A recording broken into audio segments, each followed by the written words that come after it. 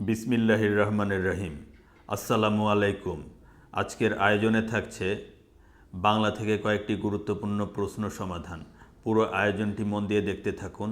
এই প্রশ্নগুলো দুর্নীতি দমন কমিশনের পরিদর্শক পদে নিয়োগ পরীক্ষায় এসেছিল। ধনধান্যে পুষ্পে ভরা আমাদের এই বসুন্ধরা, তাহার মাঝে আছে দেশ সকল দেশের ছেঁড়া। গানটির রচয়িতাকে? গানটির রচয়িতা হচ্ছেন দ্বিজেন্দ্রলাল রায় বা ডিএল রায়। ঈশ্বরচন্দ্র বিদ্যাসাগরের ভ্রান্তিবিলাস কোন নাটকের গদ্য অনুবাদ? কমেডি অফ ইরার নাটকের গদ্য অনুবাদ হচ্ছে ভ্রান্তিবিলাস।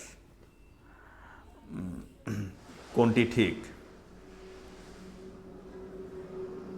এখানে পথের দাবি একটি উপন্যাস, এটি হচ্ছে ঠিক। বাঙ্গালা ভাষার ইতিবৃত্ত কার রচনা? বাঙ্গালা ভাষার ইতিবৃত্ত হচ্ছে মোহাম্মদ শহীদুল্লাহের রচনা। ডাক্তার মোহাম্মদ শহীদুল্লাহ রচনা করেছিলেন বাঙ্গালা ভাষার ইতিবৃত্ত। রবীন্দ্রনাথ ঠাকুর তার রচিত কোন নাটকটি কাজী নজরুল ইসলামকে উৎসর্গ করেছিলেন? তার রচিত বসন্ত নাটকটি কাজী নজরুল ইসলামকে উৎসর্গ করেছিলেন। কবর কবিতা কোন কাব্যগ্রন্থের অন্তর্গত? কবর কবিতা হচ্ছে রাখালি কাব্যগ্রন্থের অন্তর্গত। দেনা পাওনা উপন্যাস ও দেনা পাওনা ছোট গল্পের লেখক কে? দেনা পাওনা উপন্যাসের লেখক হচ্ছেন শরৎচন্দ্র চট্টোপাধ্যায় এবং দেনা পাওনা ছোট গল্পের লেখক হচ্ছেন রবীন্দ্রনাথ ঠাকুর। রক্তকরবী ও রক্তাক্ত প্রান্তর লিখেছেন কে? রক্তকরবী ও রক্তাক্ত প্রান্তর লিখেছেন যথাক্রমে রবীন্দ্রনাথ ঠাকুর ও মনির চৌধুরী। রবীন্দ্রনাথ ঠাকুর লিখেছেন হচ্ছে রক্তকরবী এবং রক্তাক্ত প্রান্তর লিখেছেন হচ্ছে মনির চৌধুরী। কাজী নজরুল ইসলামের প্রথম কাব্যগ্রন্থ কোনটি? কাজী নজরুল ইসলামের প্রথম কাব্যগ্রন্থ হল অগ্নিবীণা কাব্যগ্রন্থ লিখেছিলেন কাজী নজরুল ইসলাম।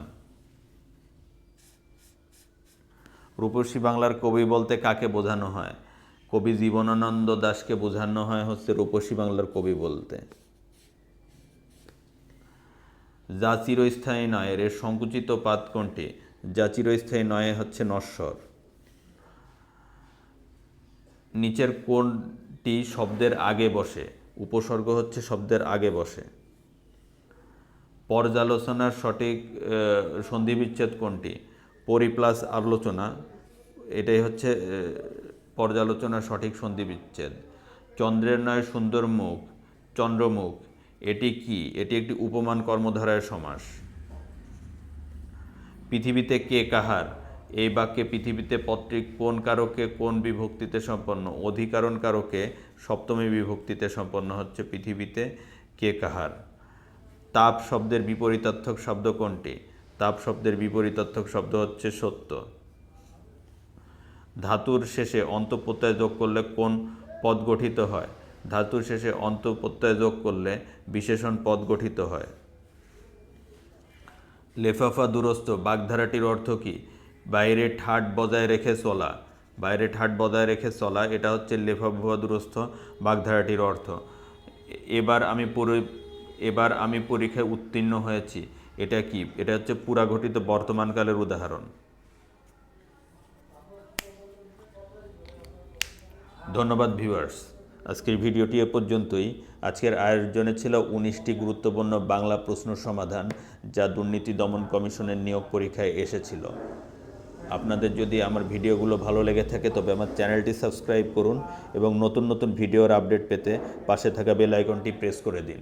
সবাই ভালো থাকবেন, সুস্থ থাকবেন। সবার সুস্বাস্থ্য কামনা করে আজকের ভিডিওটি এখানেই শেষ করছি। আল্লাহ হাফেজ। আসসালামু আলাইকুম।